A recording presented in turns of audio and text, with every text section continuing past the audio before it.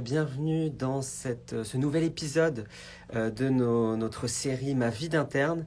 Je suis Anthony, responsable de la préparation conférence Cartesia.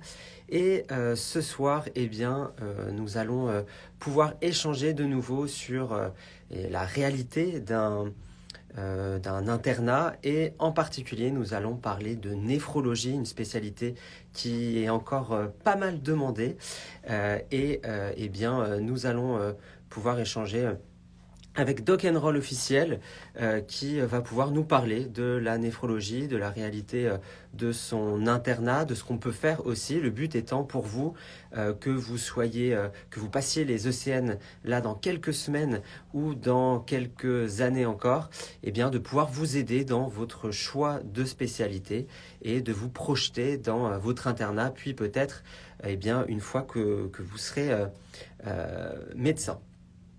Alors, on va tout de suite inviter Doc and Roll officiel qui va pouvoir répondre aux questions que nous avons déjà reçues, mais vos questions. Donc, n'hésitez pas à utiliser le chat et à poser les questions si vous en avez sur la néphrologie. Bonsoir. Salut. Merci d'avoir accepté notre invitation et de pouvoir échanger sur la néphrologie et la réalité de l'internat dans cette spécialité. Alors Pas de souci. peut-être que pour commencer, tu vas peut-être pouvoir te présenter un peu, nous expliquer ton parcours et ce que tu fais peut-être actuellement également. Alors, ok, bon, moi je m'appelle Nance. Là, je suis actuellement aux États-Unis pour ma mobilité internationale, enfin un postdoc de recherche. Avant ça, j'étais chef de clinique en néphrologie à Lyon, où j'ai fait mon internat donc entre 2012 et 2017. 5 ans parce que je me suis arrêté un an pour faire de la recherche, donc un master 2. Okay. Et avant ça, j'étais à la faculté de médecine de Besançon, où j'ai fait mon externat. Et en rentrant des États-Unis, je serai à Strasbourg. Ok, donc tu as Voilà. pas mal bougé. Ouais, mais toujours Ok, sur la face est, quoi. ouais. Peut-être une question assez simple pour commencer. Pourquoi avoir choisi cette spécialité, toi, personnellement? On sait qu'à la fin de l'externat, il y a pas mal de choix. Alors, ça dépend aussi forcément du classement. Mais peut-être que tu avais des raisons pour lesquelles tu as voulu choisir cette spécialité. Alors, moi, pendant mes études de médecine, j'ai commencé avec l'envie de vouloir faire la cardiologie. Puis ça a un petit peu changé au gré surtout des stages dans lesquels je passais, parce que je trouvais que tout était plus ou moins intéressant. Ouais. Et de façon assez rigolote, je suis jamais passé en néphrologie durant mon externat. J'ai D'accord. vraiment choisi la spécialité, on va dire, sur son aspect théorique, et essentiellement parce que c'était une des spécialités qui, à la première lecture des référentiels, m'avait le plus mise en difficulté, on va dire. C'était la première fois que je comprenais pas ce que je lisais. Parce que Ok. souvent, quand tu lis les bouquins, tu comprends parce que c'est une forme de, tu vois, la physio, la cardio, c'est des choses qui paraissent logiques. Mais la néphrologie, il y avait un truc que je comprenais pas. Et du moment où j'ai compris comment ça fonctionnait, je me suis dit, ah, mais c'est vraiment cool en fait d'avoir compris. Et donc, je me suis dit que je voulais faire ça. Initialement, je voulais faire des maladies infectieuses euh, parce que c'était pas encore à ce moment-là un DES particulier. Ouais. Et du coup, j'avais pour projet de prendre la néphrologie, de faire des maladies infectieuses et de faire éventuellement le desk enfin le diplôme complémentaire qui est équivalent à ce qui est une FST aujourd'hui de réanimation, qui n'existe plus non plus puisque ça s'est transformé en DES. Et Ouais. donc du coup, j'ai pas fait de maladies infectieuses, j'ai fait de la néphrologie et la réanimation. J'ai quand même Ok. presque Et suivi ce que je voulais. ok. Et tu regrettes pas ce choix? Voilà, je regrette pas du tout mon choix. Euh, Après, en réfléchissant avec le temps, je me dis que je me serais épanoui dans plein d'autres spécialités Ouais. finalement parce que la médecine parce que la médecine en soi c'est génial et qu'on peut toujours trouver quelle que soit notre spécialité une façon de s'éclater dans sa pratique. Ouais, c'est sûr. Alors maintenant, pour se projeter, enfin pour que les externes qui nous regardent puissent se projeter un peu plus, Mhm. est-ce que tu pourrais nous détailler un peu le quotidien d'un néphrologue? Est-ce qu'il y a des journées types, peut-être d'abord à l'internat et Ouais. potentiellement ensuite après l'internat? Alors, c'est toujours un peu difficile enfin, dans le sens où, à la fois, par spécialité, effectivement, les choses changent parce que tu fais des choses très différentes. Et à Ouais, la fois, quand je parle en tant qu'interne, ça dépendra aussi de tes stages et ça ouais, dépendra de ta ville. C'est-à-dire que l'internat que moi j'ai vécu à Lyon sera très différent d'un internat parisien ou d'un internat. Enfin, je veux dire, en substance, on va à peu près faire la même chose, mais précisément, il y a des choses qui vont changer. Après, je dirais une journée type, c'est une journée type d'interne. Si on est dans un service de néphrologie clinique, avec des lits d'hospitalisation, ou dans un service de transplantation, pareil avec des lits d'hospitalisation, c'est une journée d'interne classique, hein, c'est-à-dire tu arrives le matin, tu fais la relève avec les infirmières, ouais, tu as un petit, on va dire, il y a ce petit temps de relève, ensuite de relève avec tes chefs, puis tu fais le tour de tes patients. Quand arrive midi, tu vas manger, enfin entre midi et 14 heures, ça dépend des fois. Et puis l'après-midi, tu t'occupes des entrées. Ça, c'est la journée type. Et puis ouais. tu fais tes courriers, tes sorties. Généralement, tu gères tes sorties le matin. Comme ça, elles sortent dans la journée. Tu fais tes entrées l'après-midi. Et après, le soir, tu passes le relais à la garde. Donc, tu fais la relève à la garde et puis tu pars quand tu as décidé que tu pouvais partir. Ça, c'est une journée type, on va dire, d'internat extrêmement basique, Ouais. avec des patients de néphrologie pour la plupart du temps. Euh, et bien évidemment, après, bah, il y a les urgences, les trucs pas prévus. Voilà. Après, ça c'est des choses que tu peux pas vraiment anticiper, hein. Mais c'est ce qui fait que les journées sont pas monotones et que finalement, la journée type, c'est une journée qui arrive pas si souvent que ça, quoi. Ok. Bah, Surtout en néphro. Enfin, Ouais, ok. bah, Et- disons qu'en néphro, enfin, ça tout dépendra où tu vas être. Il y a des services qui vont te proposer des soins intensifs, enfin, Ouais. qui auront plusieurs gammes de prise en charge dans le service. T'as des services où tu as effectivement de la néphrologie, ce qu'on appelle froide, euh, avec bah, des patients plus ou moins stables, qui sont là pour des problématiques plus ou moins graves, néphrologiques, ou des IRA qui sont en train de récupérer ou qui se sont un peu stabilisés. Et puis, tu as la néphrologie aiguë, euh, avec des patients qui sont beaucoup plus instables, ouais, qui nécessitent soit de la dialyse quotidienne, des échanges plasmatiques, soit les deux, des gens qui sont en retour de transplantation avec des petites complications chirurgicales qui sont pas très très stables, qui saignent, machin. Et il y a des services où il y a des CHU où tu auras une structure de soins intensifs néphrologiques où tu pourras mettre ces gens-là Mhm. et ils sont dans une structure qui est adaptée. Et il y a des services, comme par exemple là où j'étais à Lyon, où il n'y a pas de soins intensifs néphrologiques. Donc Ok. euh, tu as la réanimation et les soins continus Ouais. et le service de néphrologie. Et ce qui fait que toi, tu vas tirer les patients un tout petit peu plus vers le côté soins intensifs. Et du coup, tu vas te retrouver à gérer des patients très très lourds qui nécessitent beaucoup à la fois de nursing, de soins infirmiers et de réflexion médicale. Et ces Ouais. patients-là, quand tu vas faire ton stage en réanimation, la première fois, moi, j'avais fait mon premier stage de réa, je l'avais fait en périph. Et en fait, je me suis rendu compte que les patients de soins continus qu'ils avaient, parfois, ils étaient moins graves que les patients qu'on avait en service de néphro. Ouais. Et donc, mais ça, c'est Ok. quelque chose qui est connu hein, quand tu fais des gardes d'internes, que tu tapes tous les services la nuit. Tu as quand même quelques services comme ça où tu sais que tu vas te taper des patients qui sont très lourds. Il y a Ouais. la néphro et puis tu as, la gastro-entéro aussi qui est pas mal dans son style. Ok. Il y a une question d'ailleurs par rapport à ça, puisque tu parles de Réa et de Néphro, de Anna qui aimerait être Anestréa, mais qui adore aussi la Néphro. Et est-ce que du coup, il y a quelque chose qui pourrait avoir, enfin, une spécialité ou quelque chose pour faire les deux? Alors, il y a plusieurs façons d'envisager les choses. Malheureusement, on ne peut plus faire ce qu'on faisait avant, c'est-à-dire le desk de réanimation en étant spécialiste, ce qui permettait à la fois de faire ta spécialité d'organe Ouais, et de faire de la réanimation. Ça a été supprimé essentiellement à la demande du lobbying actif des PUPH de réanimation qui voulaient leur spécialité à eux. Mm. et pas simplement un desk, ce qui pour moi est une erreur, hein, mais ça c'est mon avis perso.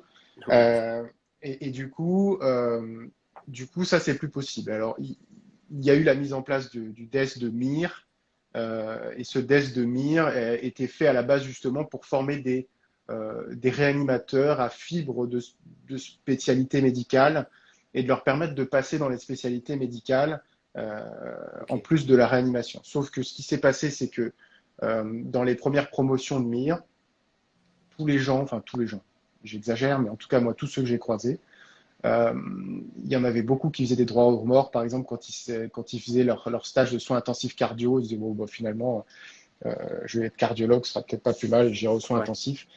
Et du coup, ça, je pense que c'est quelque chose qui a évolué. Aujourd'hui, en néphrologie, il y a une option qui s'appelle l'option soins intensifs Ok. néphrologiques et qui va être ouverte surtout dans les CHU qui vont bénéficier de soins intensifs.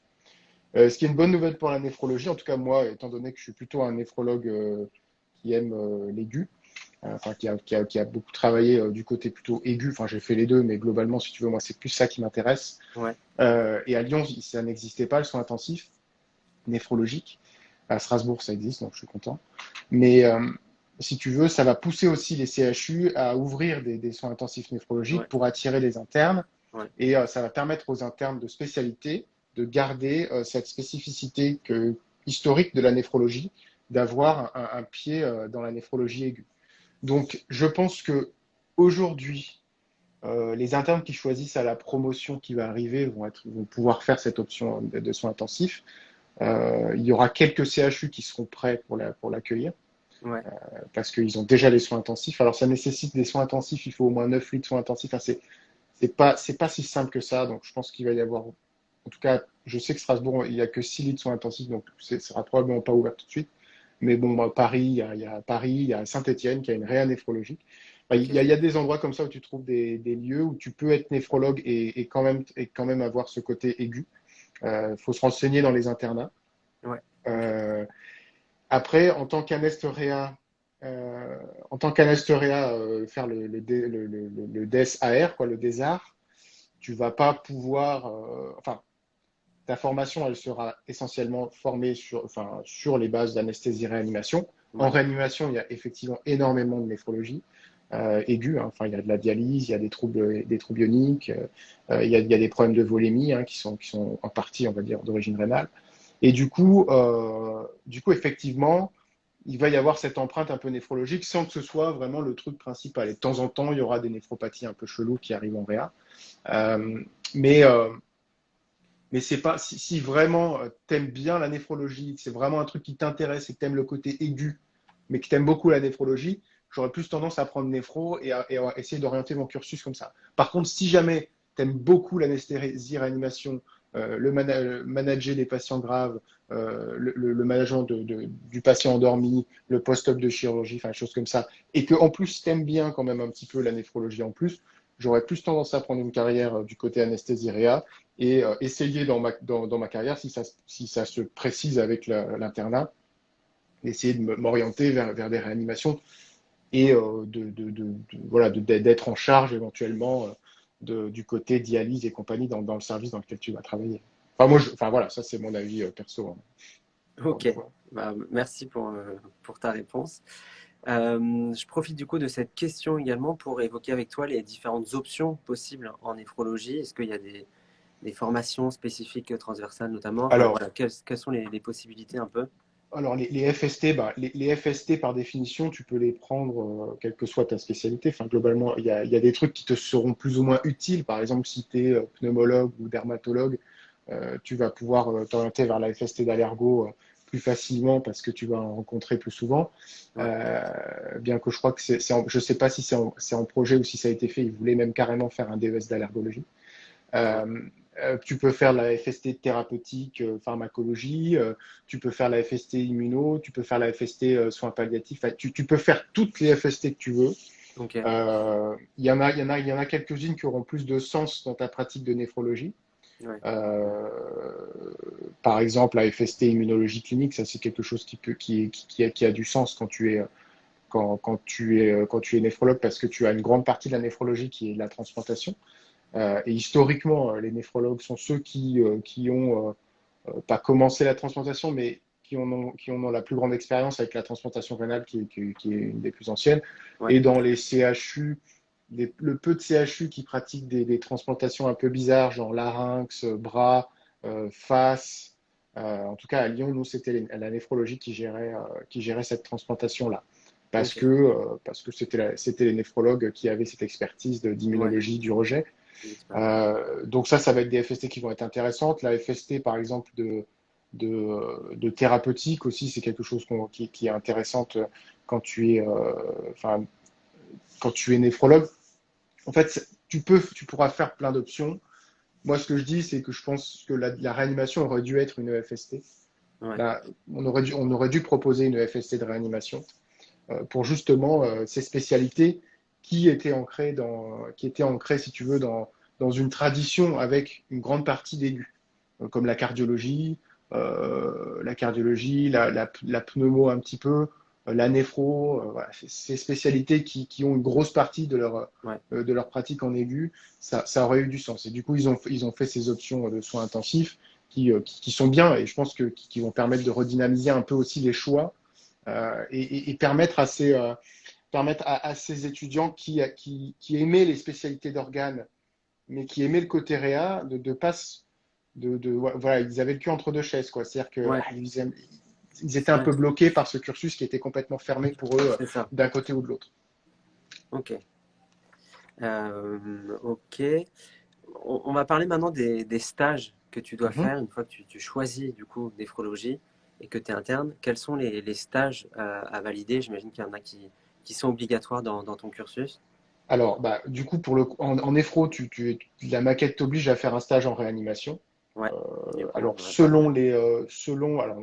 selon les différentes phases socle, phase d'approfondissement, tout ça, il y a la théorie puis il y a la pratique des CHU. Euh, je sais qu'à Lyon, en tout cas, la phase socle était composée d'un semestre libre et d'un semestre de néphrologie, Ok. et que le semestre de réanimation était plutôt dans la phase d'approfondissement. Il y a des CHU, alors est-ce que ça se fait encore, qui proposaient de faire le semestre de réanimation dès la phase socle, Ouais. avec un Ok. semestre de néphrologie. Il n'y a pas. La maquette de néphrologie est finalement à la fois très ouverte et pas forcément très très ouverte, mais dans le sens où il y a ton, ta seule obligation, c'est de passer en réanimation. Ouais. Ça, Ok. c'est toujours le cas. Ça changera jamais de toute Ouais. façon parce que c'est important. Ouais. C'est vraiment obligé. Il y a plein. Alors, je sais pas si je connais pas bien la maquette de cardio, par exemple, mais la maquette de cardio, on t'engageait fortement à passer en réanimation sans que ce soit nécessairement une obligation. Tu validais ton DES si tu n'avais pas fait de réa pour une raison X ou Y. Voilà. En néphrologie, c'était validant pour le DES. Si tu n'étais pas passé en réa, tu pouvais normalement pas valider ton DES. Donc, c'est toujours le cas. Et sinon, après, c'est 3 semestres de néphro et puis le reste de libre. Globalement, maintenant, c'est plus trop. Tout est plus ou moins fléché avec les différentes phases. Généralement, on dit 3 semestres de néphro.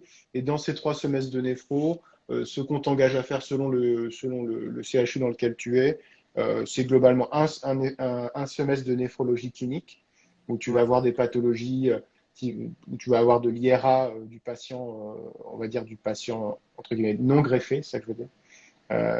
Des pathologies des glomérulonéphrite aiguë, des troubles ioniques, de l'insuffisance rénale chronique, du repli de patients dialysés qui a des pathologies diverses.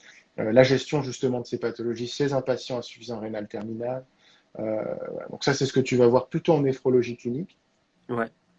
Un autre stage en transplantation. Donc Ouais. là, pour connaître et gérer la néphrologie du transplanté et la problématique du transplanté. C'est très intéressant la pratique en transplantation. Si on aime l'infectiologie, si on aime la cancérologie, ce sont des complications qui arrivent de façon fréquente, on va dire, dans cette population. Donc on a énormément d'infectiologie de l'immunodéprimé, Mhm. du cancer de l'immunodéprimé, de la gestion post-chirurgicale, donc il y a un tout petit peu de translation avec l'urologie, sans être chirurgien et sans Ouais. opérer les gens. On a quand même cette gestion périopératoire, tout ce qui va toucher autour de l'appel de greffe, de la gestion du risque immunologique, Ouais. la gestion thérapeutique. Donc ça, c'est tout ce que tu vas apprendre en étant en transplantation. Et le troisième stage, euh, ça va plutôt être la dialyse et Ouais. l'aphérèse, où là, tu vas apprendre, tu vas apprendre ce que font 80% des néphrologues dans leur pratique, c'est-à-dire gérer des patients dialysés. Donc apprendre à prescrire une séance de dialyse, connaître les principales complications des abords vasculaires en dialyse, poser des abords vasculaires de dialyse. Bon, ben voilà, gérer. Et selon là où tu es, ben après, si tu as accès à un soin intensif néphrologique, ben faire un stage en soins intensifs. Si tu as accès à d'autres types de pratiques, par exemple de l'exploration fonctionnelle rénale, c'est-à-dire de la Ouais. physiologie, c'est-à-dire aller perfectionner dans tout ce qui va être lithiase, troubles ioniques, complexes, maladies génétiques rénales, bah, tu vas pouvoir le faire. Bon, bah, à Lyon, il n'y avait pas de soins intensifs, mais il y avait un très gros service d'exploration fonctionnelle rénale qui est d'ailleurs toujours très, enfin, que je conseillerais à tous les internes de néphro qui en ont envie, parce que c'est vraiment on ne verra pas ça dans d'autres services classiques, en tout cas. Ouais. Donc il y a la possibilité dans la spécialité de faire énormément de choses, et puis des semestres libres dans lesquels on va t'orienter plutôt vers des spécialités avec lesquelles tu vas travailler plus tard, Mhm. notamment la cardio, la médecine interne, parce qu'on a beaucoup de maladies auto-immunes et de Ouais. pathologies qui sont en lien avec la médecine interne. L'endocrino, bien que, bon, voilà, je pense que en tout cas, on gère pas mal de patients diabétiques, par exemple. On gère essentiellement diabétiques, j'ai envie de dire. L'endocrino, c'est surtout la diabéto qui va être prépondérante. On a moins de problèmes thyroïdiens, de choses comme ça. Mais, donc voilà, c'est ces stages-là un petit peu qui gravitent autour de la sphère néphrologique qu'on va t'engager à faire et que tu vas faire de toute façon de toi-même quand tu choisis la néphro. Généralement, dans tes semestres libres, tu vas plutôt aller là-bas. Je connais des internes qui sont allés en hémato parce qu'ils aimaient bien l'hémato. Bon, ils ont trouvé ça super. Après, c'est dans leur pratique quotidienne, ils l'utiliseront peu, mais C'est un peu moins utile, ouais. moins que la cardio, en tout cas, par exemple, Ok. qui est un stage probablement plus utile pour un néphrologue. Ok. Parfait. Ouais, donc c'est assez complet. Tu as parlé pas mal de Lyon, puisque forcément tu y étais et tu le Mm. recommandes. Est-ce qu'il y a d'autres bons internats en France? Parce que c'est un autre choix que tu dois faire au Ouais. moment Alors, après les résultats. alors, est-ce que je recommande Lyon? Oui, je recommande Lyon pour plein de raisons, hein. Pour la qualité de la formation, parce qu'il y a beaucoup de services. Ouais. Donc, tu as le choix. Tu as le choix parce que du coup, tu as le choix. Tu as trois services de néphro, dont un service de transplantation qui, pour le coup, est probablement un des meilleurs de France. Je ne travaillais pas dans ce service, donc je peux en dire du bien de façon quasiment Cool. sans conflit d'intérêt. Non, parce que c'est un service de transplantation qui est extrêmement actif sur le plan de la recherche, qui est extrêmement actif sur le plan clinique et qui surtout va te permettre de voir des trucs que tu ne verras pas dans d'autres centres de transplantation, comme de la transplantation pancréatique, la transplantation d'avant-bras et de la main, la transplantation de la face et bientôt la Ok. transplantation de larynx. Et du coup, ça, c'est des patients que tu verras pas en fait, ou tu Ouais. verras dans les journaux parce qu'ils sont à Lyon, parce que ben, ils sont suivis là. Et donc, c'est toi qui vas les suivre. Et ça, je trouve ça plutôt intéressant. Et l'équipe est très dynamique et très bien. Et puis des services de néphrologie clinique, ça te permet de voir un petit peu les différentes pratiques qui sont, voilà, les différents fonctionnements d'équipe que je trouve intéressant quand plus tu as le choix, mieux c'est. Enfin, des fois, il vaut mieux pas avoir le choix, comme ça, au moins tu ne te poses pas trop de questions. Mais là, au moins, tu as le choix et ça reste assez ouvert. Après, moi, des choix personnels, des histoires de vie m'ont fait que j'ai décidé de partir. Mais j'en regrette pas du tout d'avoir fait mon internat à Lyon et j'en suis très content. D'autres internats qui sont très bien, bah, Strasbourg, hein, j'ai envie de dire. Non, je connais pas du tout l'internat à Strasbourg, je l'ai pas fait, mais vu que je serai là-bas, on essaiera de tout faire pour que ça se passe bien Ouais. pour les internes qui y sont et les futurs internes. Après, non, mais après, il y a toujours l'internat parisien qui va avec son lot de parisianité, j'ai envie de dire. Donc, si on aime l'ambiance parisienne, il y a pas de problème. C'est un internat qui est complet, qui est varié, parce que là, pour le coup, on a vraiment énormément de terrains de stage. Euh, on peut vraiment Tout se voir. faire une maquette un petit peu sur mesure, Ouais. sous réserve que ben, ça reste quand même c'est très compétitif. Ouais. Il y a beaucoup d'internes et surtout voilà. Après, il y a des internats qui sont extrêmement de qualité. Franchement, en néphrologie, euh, comme ça, il y a vraiment, par exemple, Saint-Étienne, c'est très très bien. Ouais. L'internat de néphrologie est très très bien. L'équipe est jeune, dynamique. Si on veut faire de la recherche, on peut faire de la recherche. Il y a de la réa néphrologique. Il y a une belle activité de transplantation. Enfin, je veux dire, tu vois, il y a des villes comme ça où tu te dis, ouais, Saint-Étienne, bof, quoi. Ouais. Et en fait Il y a un bon l'internat est service. très très bien. Bah, le service de néphro, après, les autres, je les connais pas. Ouais. Mais en tout cas, pour avoir côtoyé ces équipes et les côtoyer encore, franchement, c'est des bonnes équipes. Pareil, tu as t'as des équipes à Brest qui font de la polykystose rénale à extrêmement haut niveau. C'est vachement bien. Nantes, c'est très très bon aussi. Ok. Bordeaux, enfin, toutes les villes, Toulouse, chacun a sa petite spécificité.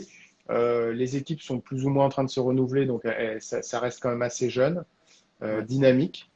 Donc, moi, j'aurais tendance à dire, si vous aimez la néphro et que vous êtes prêt à bouger, vous posez pas trop de questions. Si vous avez des idées de carrière bien spécifiques, alors c'est toujours pareil, hein, quand on a des idées de carrière bien spécifiques en D4, je ne sais pas quel est le pourcentage de gens qui finissent par faire exactement ce qu'ils voulaient faire en D4. Clairement, moi, c'est pas mon cas, hein. Sûrement assez Donc, peu, ouais. bah, en tout cas, moi, voilà, je fais de la recherche. J'ai un axe, surtout que j'ai un gros axe de recherche sur la dialyse. Clairement, en commençant l'internat de néphro, on veut tous faire des trous bioniques et des glomérulonéphrites compliqués. Et, euh, et finalement, bah, on ne fait pas tout ça parce que déjà, il n'y en a pas beaucoup. Et enfin, il y en a suffisamment pour que ça nous maintienne en haleine, mais il y a beaucoup d'autres choses à faire. Et donc, il y a certains endroits qui te permettent d'avoir des spécificités, mais n'oublions pas que quand tu es interne de néphrologie, et si jamais tu te dis, bah, moi, en fait, j'ai vraiment envie de travailler sur, je ne sais pas, disons, par exemple, moi, ma thématique de recherche ici et que je ferai à Strasbourg, c'est le dialogue cœur-rein, essentiellement dans l'insuffisance rénale aiguë. Et si c'est vraiment ça qui te passionne, mais qu'en fait, tu fais ton internat à, je sais pas, à Bordeaux, et qu'en fait, c'est ça que tu veux faire, Ouais. bah après, tu peux toujours venir à Strasbourg, faire ton master 2, et puis éventuellement, si vraiment tu veux continuer cette thématique, bah, il y a des endroits où on va pouvoir te proposer un poste derrière, même si tu as fait ton internat ailleurs. Donc tout est ouvert en fait. Donc je dirais, si c'est vraiment la néphro qui vous intéresse, bah, prenez néphro là où vous pouvez. Et puis après tout est possible en fait. Ok. Euh, N'hésitez pas, hein, à poser vos questions pour tous ceux qui nous regardent. On pourra y répondre. Moi, j'ai encore quelques questions, notamment des questions qu'on a pu recevoir. Peut-être une question sur le rang limite en néphrologie. Est-ce que tu as une idée un peu Alors, des rangs? moi, quand j'ai passé l'internat, c'était pas très bas, effectivement. Ouais, Ça a baissé un petit peu, notamment grâce à l'ouverture des nouveaux DES qui ont d'emblée été pris de façon assez importante. C'était notamment le DES de maladies infectieuses, hein, le MIT. Celui-là, il a décalé un petit peu le rang limite des néphrologues. Euh, Disons que je pense que dans le top 3000, on peut avoir une place de néphrologie quelque part. Euh, J'aime pas trop dire top 3000 parce que ça veut dire qu'on considère que ceux qui sont en dessous de 3000 sont pas des étudiants top, alors que c'est pas vraiment comme ça. On va dire que dans les 3000 places, les 3000 premières places, tu peux avoir un poste de néphrologie. Je pense que les derniers postes qui partent, ça doit être dans les Antilles ou Besançon, peut-être. Moi, j'ai rien contre Besançon, j'ai fait mon externat là-bas. Et j'avais vraiment deux choix, c'était soit Lyon, soit Besançon. Si je pouvais avoir Lyon, j'allais à Lyon. Si je pouvais pas, euh, et ben, je serais resté à Besançon avec plaisir. Et du coup, voilà, il y a des villes comme ça qui sont pas d'emblée prises, euh, qui te permettent quand même, même avec des rangs 3000, d'avoir la spécialité. J'ai envie de dire, si vous avez vraiment la volonté de faire de la néphrologie, ou quelle que soit votre spécialité médicale, j'ai envie de dire malgré tout, sauf quelques exceptions, euh, idéalement, c'est d'être dans les 1000 premiers, comme ça vous êtes sûr d'avoir le choix partout. Enfin, en tout cas, vous ouais, êtes sûr d'avoir le choix de la spécialité, en tout cas, quasiment. Dans le top 3000, vous avez quand même toujours une chance de gratter une place quelque part. ouais. Je dirais top 3000. Encore une fois, j'aime pas ce terme de top, mais 3000 premières places. Ouais, c'est Euh, ça. je dirais que tu peux choper de la néphro. À Lyon, il y a eu entre 4 et 5 postes par an. Jusqu'à présent, quand il y avait 4 postes, jusqu'à ce que je suivais de façon attentive les rangs limites jusqu'à ce que je parte de là. Mais alors, du coup, là, j'ai un peu 2 ans de retard. Mais globalement, si tu veux, je dirais aux alentours de 600-700, ça partait le dernier. Ok. Peut-être que je me trompe s'il y a des gens qui connaissent les rangs limites mieux que moi. Et j'imagine que les D4 sont beaucoup plus au taquet Ouais, sur les rangs j'imagine. limites que moi. Sur les chiffres, ouais. Autre question qui peut avoir son importance, c'est combien est payé un néphrologue? Euh, Euh, donc, on ne va pas te alors, demander un chiffre exact, mais voilà, avoir ouais, une non, mais moi, idée. moi j'ai pas absolument aucun problème à parler d'argent. Alors, un néphrologue, un interne de néphro, il est payé comme tous les autres, hein, donc ça, il n'y aura pas de différence. Ouais, ça me Alors, un dirait. néphrologue qui travaille en hospitalier sera payé comme tous les autres praticiens hospitaliers. Un néphrologue dans le privé gagne très bien sa vie. Enfin, en tout cas, il gagne bien sa vie. Il se fait un salaire à 5 chiffres assez facilement. Euh, et pas forcément avec des. Disons que si vous préférez avoir un 1 au début de votre salaire à 5 chiffres, vous pouvez avoir une qualité de vie extrêmement plaisante. Et si vous préférez avoir un 2 ou un 3, bah, vous allez travailler un peu plus. Et voilà. Il y a des structures où ils sont 6 ou 7 et où ils se partagent. Enfin, moi, j'ai des potes qui ont décidé de partir dans le privé, ce qui n'est pas mon cas, et qui gagnent effectivement un salaire à 5 chiffres quasiment dès qu'ils y sont, quoi. Donc, non, Ouais, non, tu gagnes très bien ta vie. En plus, c'est du secteur 1, il n'y a pas de secteur 2. Ça ne sert à rien le secteur 2 en néphrologie, puisque en fait, la dialyse est bien remboursée en secteur 1. Combien de temps ça va durer, j'en sais rien. Il n'y a pas de raison que ça change. En tout cas, c'est une spécialité qui paye bien dans le privé. Dans le public, bah, ça paye comme le reste, quoi. ouais. Ça paye comme le reste. Donc, on va dire que c'est pas affreux, mais ça pourrait être mieux. Voilà, c'est un bon résumé. Est-ce que bah, tu t'as parlé du coup du privé? Il y a eu pas mal de questions là-dessus sur le fait que la néphrologie, enfin, est-ce que la néphrologie peut se pratiquer en libéral? Du coup, oui, Ouais, et alors, comment ça se oui. passe? Oui, oui, alors oui, clairement, la néphrologie peut se pratiquer en libéral à différents niveaux de complexité. Donc, on n'ouvre pas un cabinet de néphrologue en ville, hein, ça, c'est Ça, c'est ouais. pas possible. La néphrologie libérale, elle se pratique souvent dans différentes structures. Donc, des structures qui vont être surtout centrées sur de la dialyse. Donc, on va avoir une clinique de dialyse, entre guillemets, où il n'y Ouais, aura que des patients dialysés, de la consulte, et pas de service. Ça existe.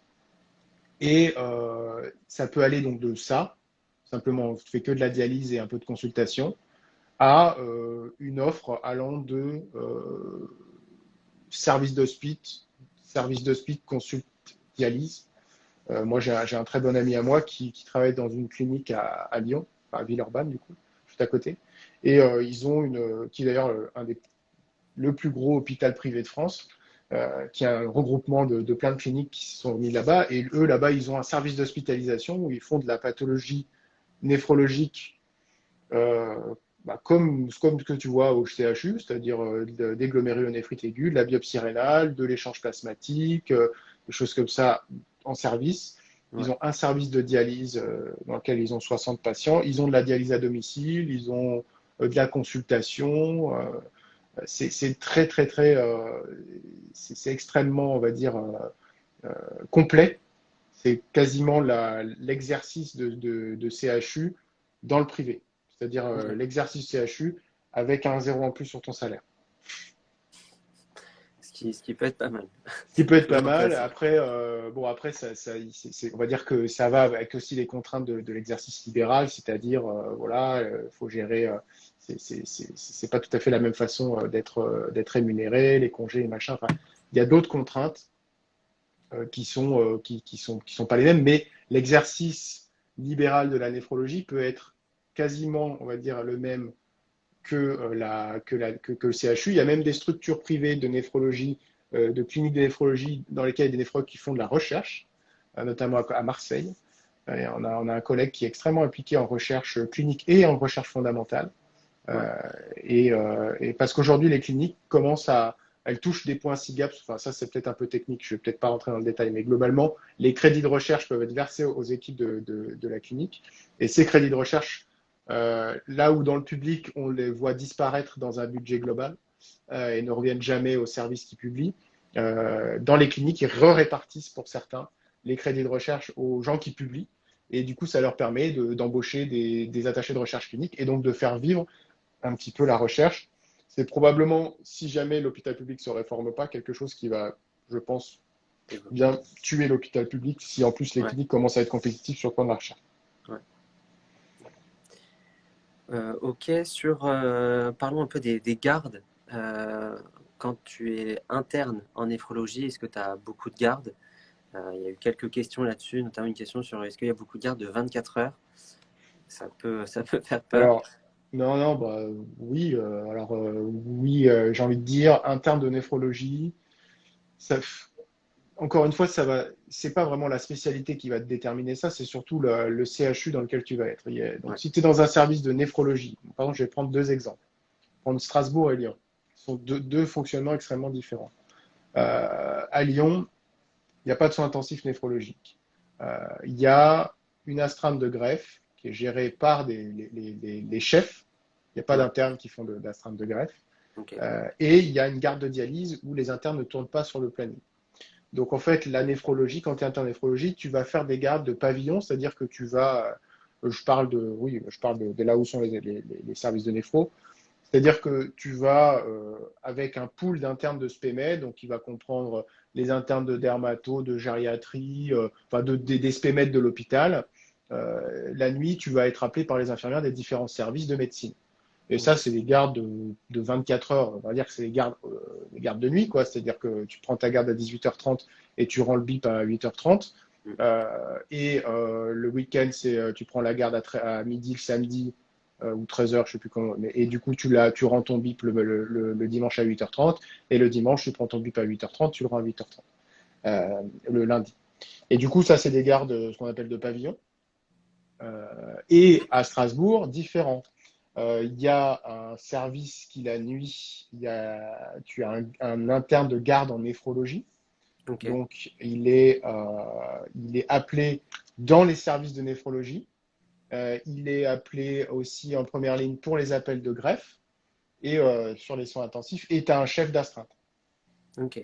pour le service. Mais tu as même plusieurs lignes d'astreinte. Et je crois que ça marche aussi comme ça à Marseille. Voilà. Donc ça va dépendre vraiment de l'endroit. Donc si tu veux, à Lyon, tu seras plutôt la nuit un interne de garde où tu vas gérer des problèmes de médecine qui peuvent aller de l'hépatogastro à la néphro en passant par la médecine interne, avec des fois, étant donné que moi je les ai fait ces gardes-là, des situations quand même plutôt plus ou moins cocasses, Ouais. où tu te retrouves à gérer des trucs que tu maîtrises pas, hein, comme je veux le dire.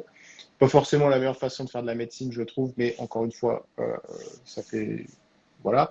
Euh, et des gardes de néphrologie où tu vas gérer les mêmes problèmes, hein, c'est-à-dire monsieur truc de la 12, il dort pas, qu'est-ce que je peux lui donner? Il y a pas assez, il a mal, il n'y a rien de prescrit. Bon, ça, c'est le lot habituel des appels de nuit, hein, on va pas se mentir. Ouais. Et par contre, tu vas gérer des problématiques qui sont beaucoup plus proches de la néphro, puisque tu vas gérer, là, pour le coup, des appels de greffe. Alors, tu gères pas les appels de greffe tout seul. C'est-à-dire que on t'appelle, et le chef qui est d'astreinte gère avec toi l'appel de greffe, on voit si on prend ou pas. Et par contre, quand le patient arrive, c'est toi qui es sur place, donc c'est toi qui l'accueille. Et tu vas pouvoir aussi répondre au téléphone sur les problématiques de soins intensifs. Donc c'est assez dense. Je pense que c'est très formateur, très très dense mais très formateur. Ce que j'en sais, c'est que les chefs sont quand même plutôt dispo et se déplacent quand même assez facilement parce que ça reste quand même voilà quelque chose. Mais du coup, c'est différent. Et ça, j'ai envie de dire, ça va dépendre vraiment de là où tu es, hein. Euh, Ouais. les gardes de pavillon, bah, franchement, sur le semestre, tu en as peut-être, sur 6 mois, tu en as peut-être 10. Euh, ouais, je sais pas, une dizaine, quoi. Moins de 20, c'est sûr. Ça t'en fait deux par mois. Ouais, disons deux par mois, on va dire. Ok. Et les gardes en néphro, si jamais tu as un plus petit service, ça peut être un peu plus. Ça peut être 2, 3 par mois. Enfin, mais encore une fois, là, à Strasbourg, il y a beaucoup d'internes dans le service, donc vu que c'est mutualisé, mais tu fais un tout petit peu plus de garde, ouais. Ça va Ok. dépendre. Ouais. Ouais. C'est très, on va dire, service dépendant. Ouais. Euh, mais c'est pas, ce sera toujours moins, tu auras moins de garde que si tu fais de l'anesthésie réa ou de la réanimation. Ça, c'est sûr. Oui. Ça, ouais. Encore que, bon, on va dire que ça, c'est des métiers où tu as beaucoup plus de garde. Ouais. En termes de gestes, est-ce qu'il y a des gestes que tu dois savoir faire et est-ce que vous en faites souvent? Est-ce qu'il faut Alors, aimer certains gestes techniques pour être néphrologue? alors, la néphrologie n'est pas considérée, enfin, en tout cas longtemps, n'a pas été considérée comme une spécialité médico-technique. Ok. Pas comme la cardio avec l'interventionnel, pas comme la gastro avec l'endoscopie. Néanmoins, il y a quand même quelques gestes que l'on fait. On fait les biopsies rénales. Donc, on fait la biopsie rénale qui se fait sous repérage échographique. On fait de la pose de cathéter de dialyse, pose de cathéter de dialyse tunnelisée. Et puis, à certains endroits, si tu as l'occasion, tu peux poser des chambres implantables, des petites chirurgies de suture. Enfin, voilà. Du coup, étant donné qu'on a l'activité de biopsie rénale et de pose de cathéter, on a souvent dans les services de néphrologie une salle de bloc, entre guillemets, dans laquelle on peut gérer des petites choses et tu vas avoir les gestes de médecine type drainage pleural, biopsie ostéomédulaire, ponction de moelle, ponction de moelle osseuse, enfin tous ces petits gestes-là, tu peux les faire en néphrologie hein, sans aucun problème. Donc on a une Ok. activité de geste qui n'est pas non plus extrêmement, on n'est pas du tout sur le même niveau que l'endoscopie par exemple, l'endoscopie digestive Ouais. ou sur la cardiologie interventionnelle, mais on a quand même quelques gestes. Il faut ouais, avoir un certain niveau de Après, maîtrise. encore une fois, tu n'es pas obligé, hein. C'est-à-dire que Ok. on va te demander de savoir mettre des cathéters quand tu vas passer en dialyse, parce que si jamais tu travailles en dialyse, et que, par exemple un patient bouge sa fistule artério-veineuse et qu'il faut le dialyser, il faut que, si tu es le seul néphrologue, il faut que tu saches mettre un cathéter. Parce que Ouais. sinon, c'est un problème. Tu ne vas pas pouvoir dialyser ton patient. Et tu ne vas pas forcément l'envoyer en réa pour avoir un cathéter si le patient n'a pas de critères de réanimation. Donc ça, c'est quand même un prérequis important, savoir poser des cathéters fémoro-jugulaires ou sous clavier si on évite de mettre des cathéters de dialyse sous clavier. Bref. En tout cas, savoir poser des cathéters de dialyse, ce sera un des prérequis du DES de néphrologie. Les biopsies Mhm. rénales aussi. Après, il y a des néphrologues qui, au cours du temps, ne font plus de biopsie rénale parce qu'ils n'en font, ils pratiquent plus. Et il y a des centres où c'est les radiologues qui les font. Nous, Ok. enfin, en tout cas, en tant que néphrologue, moi, je milite pour qu'on garde nos gestes. Mais bon, il y a des néphrologues qui ne mettent pas de cathéter. Tu peux trouver toutes sortes de pratiques. Mais si tu aimes les gestes, enfin, on a ce qu'il faut. Moi, ça me va. Enfin, ça me suffit. Mais on va Ouais. dire que effectivement, si tu es plus sur les côtés chirurgie, je veux plus de gestes, plus de médico-technique. C'est pas vraiment une spécialité médico-technique. Ouais. Ok. Parfait. On va prendre les dernières questions. Alors, il y avait une question, est-ce que ton équipe, est-ce que c'est ton équipe CHU qui t'a envoyé aux États-Unis? Dans quel cadre t'es parti Alors, aux États-Unis? C'est moi, par je suis rapport à la parti recherche? dans, Moi, je suis parti dans le cadre de la mobilité internationale enfin, de la mobilité qui est nécessaire quand tu veux faire une carrière hospitalo-universitaire. Ok. Il se trouve que effectivement, je suis parti. Alors, c'est pas vraiment mon équipe du CHU qui m'a mis sur le postdoc. C'est moi qui ai trouvé un postdoc. Enfin, il y a eu quelques trucs qui ont fait que je suis arrivé ici. C'était un sujet et un projet que j'avais plutôt développé. C'est pas un truc qui était enfin, qui était vraiment ancré dans le CHU où j'étais.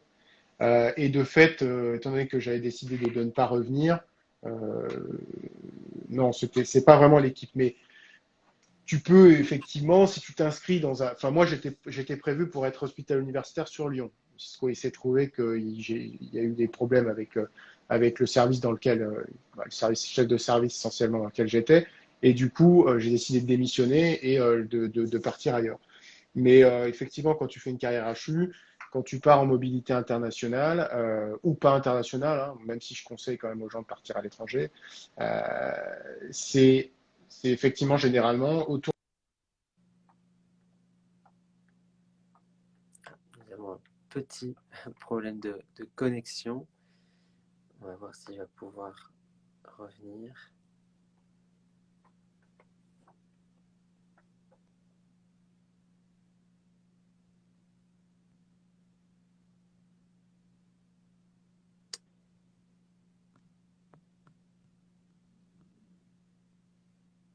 Alors, je vais réessayer de l'inviter. Il va pouvoir se reconnecter, j'imagine. N'hésitez pas à continuer à poser vos questions. Hop, je le réinvite.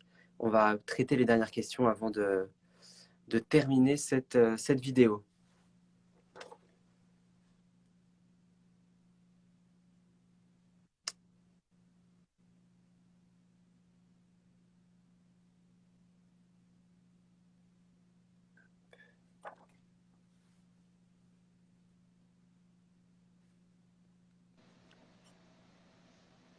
Alors, excuse-moi, mon Pas de téléphone souci. a reboot tout seul. Je sais pas pourquoi. J'ai plein de batteries, j'ai tout ce qu'il faut. Le truc qui s'est reboot tout seul. Bref.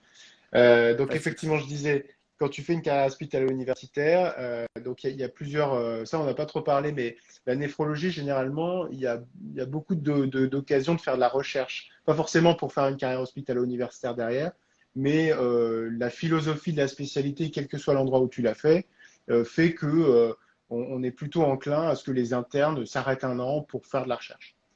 S'ils veulent s'arrêter un an pour aller faire le tour du monde en voilier, c'est aussi très très bien. Idéal Mais aussi. c'est une bonne idée. Mais globalement, on a cette culture-là et il y a beaucoup d'offres de recherche en néphrologie et donc tu peux t'arrêter pour faire un master 2, découvrir la recherche et puis après t'arrêter parce que ça t'intéresse pas, tu veux pas aller plus loin. Puis si tu veux aller plus loin, tu fais une thèse de sciences. Donc parallèlement à ton cursus de médecine, tu te mets à aller plus loin dans ton cursus de recherche. Et si tu veux faire une carrière hospitalo-universitaire, si tu veux être maître de conf ou professeur d'université, bah, il te faut une thèse de recherche et il te faut un post-doc de recherche, donc une mobilité internationale, Ouais. idéalement internationale, mais il y a des gens qui la font en France, leur mobilité, bon bref, où là où tu vas aller découvrir une autre équipe, une autre façon de travailler, des nouvelles techniques que tu vas pouvoir toi après ramener et pour faire progresser ta recherche dans ton CHU. Ouais. Et ensuite, si tu veux vraiment être professeur, il faut que tu passes ce qu'on appelle l'habilité à diriger la recherche, qui est un diplôme qui te permet d'encadrer des projets de recherche, notamment derrière. Donc là, on va dire que voilà, ça fait partie de la marche à suivre. Et donc la mobilité, c'est entre 6 mois et autant de temps que tu veux. Moi, je suis parti de 2 ans Okay. et je reviens en novembre. Et généralement, ça se fait en lien avec l'équipe de CHU dans laquelle tu es, parce que généralement, tu reviens sur des thématiques et du coup, bah, tu vas chercher des trucs et le PU ou la personne qui t'encadre, elle connaît des gens à l'international. Moi, c'était un petit peu plus compliqué que ça. Mais bon, je suis très content de là où je suis et voilà. Et prêt à rentrer en France, du coup, dans Ouais, quelques en mois. novembre. Novembre 2022, les internes strasbourgeois. Alors moi, je serai pas là exactement à la rentrée des internes, mais dès le 7 ou 8 novembre, ils auront euh, voilà, je serai là. Ok. Il y a Pierre qui demandait, qui arrivait en cours du live, mais du coup, tu peux peut-être répéter rapidement la spécialité option soins intensifs Ouais. néphrologiques. Alors c'est quelque chose alors je sais pas si c'est mis en place. J'essaie de me tenir informé, mais bon, étant donné que je suis pas tout à fait là, je suis un peu hors du truc pendant 2 ans. Je serai beaucoup plus à fond quand je rentrerai. Mais clairement, il y a une option soins intensifs néphrologiques qui soit va être ouverte, soit est en train d'être ouverte ou sera ouverte dans les années à venir ou à la prochaine rentrée, qui vont être ouvertes aux internes pour avoir une spécialisation en soins intensifs néphrologiques. Et ça va être surtout dans les CHU qui bénéficient de soins intensifs, hein, sinon ça ne marche pas. Ouais.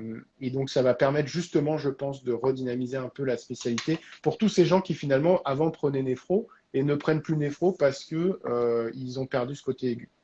Ouais. Donc, je pourrais en dire un peu plus, pas aujourd'hui parce que du coup, j'ai pas beaucoup plus d'infos. Tout ce que je sais, c'est qu'il y a un prérequis pour les services pour pouvoir accepter, pour pouvoir héberger cette option au sein de leur DES au CHU.